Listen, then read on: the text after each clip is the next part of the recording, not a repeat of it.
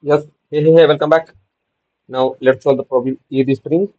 So we are given a string S and we have to compare the string such that the main thing to note is that upper and lowercase characters are the same and the compared string should be in lowercase such that each character is nothing but the number of times it's repeated like C3A because there are A and capital A. It's not like number of times it's repeated in string but the continuous number of times it's repeated in the contiguous segment. That's all. So what we can do is again, it is a pretty straightforward problem. You can have it is a two-pointer approach where you'll have a pointer A, pointer I at the beginning, and pointer J will be at the beginning plus one, or a pointer it will be at the position I plus one. And while I plus one, while the position what do you call the character at the S at the position J is equal to S at the position I, just increment J and the current count which you have reached, and at the end just have an answer variable, and to that answer variable put the current count in the form of a string and the current character which you were. Yeah, it's that simple.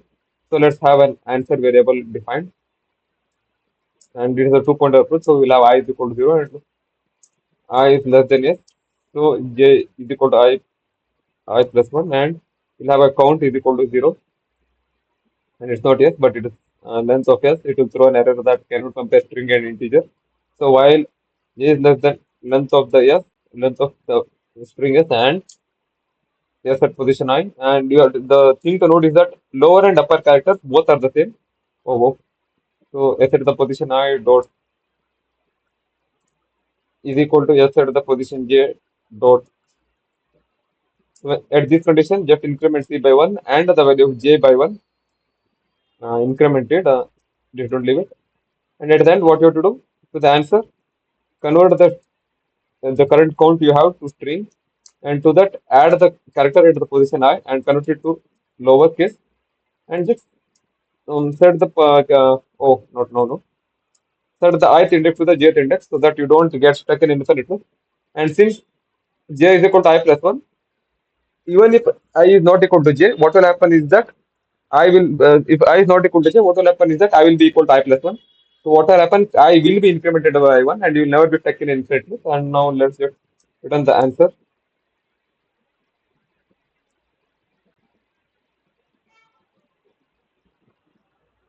Okay.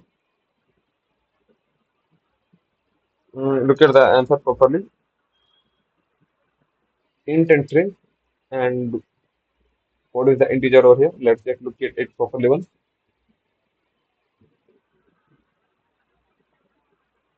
Very interesting. Plus is equal to string and yes, everything is integer, right? What is this? And let me just compile and run it again.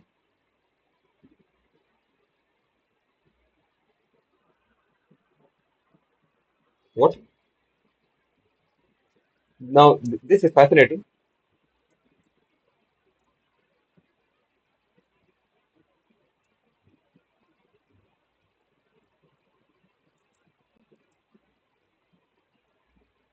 Now, let us see what is integer. Oh, oh my god, I got it. The integer problem is not over here. I went in, I don't know what happened to me. Answer is not supposed to be equal to 0, but answer is supposed to be a string.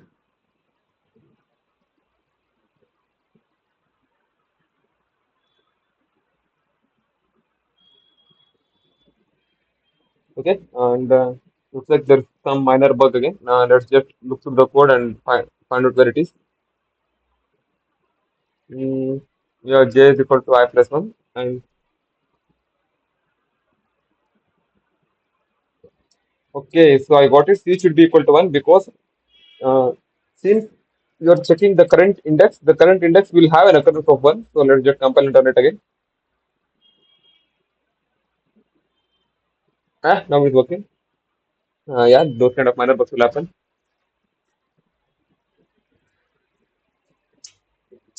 Yes, as expected, all the test cases are passed. Yeah, that's all for it. Thank you.